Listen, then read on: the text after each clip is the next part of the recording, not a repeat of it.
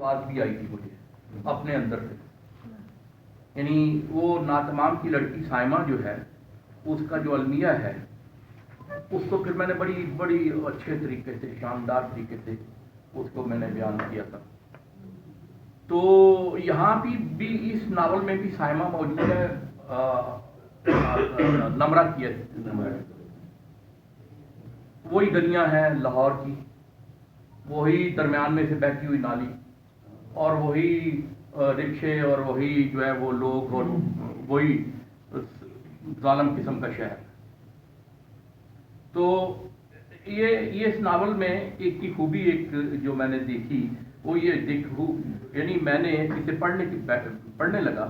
शुरू में तो मुझे ऐसे लगा कि ये गुमशुदा मसवदा है, तो इसके बारे में राइटर जो है वो अंग्रेज नावलिस्ट बाज़ इस तरह शुरू करते हैं।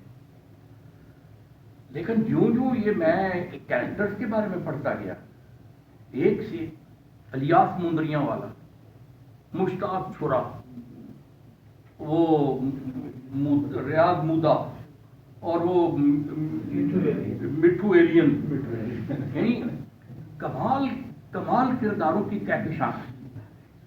और वो किरदार अब ये जो है आदमी भूल जाता है कि वो कहानी पढ़ रहा है, ऐसे लगता है कि वो बहुत सारे खाके हैं जिनको पढ़ रहा है। वो जो कहानी की कंटिन्यूटी है वो कहीं टूटती है।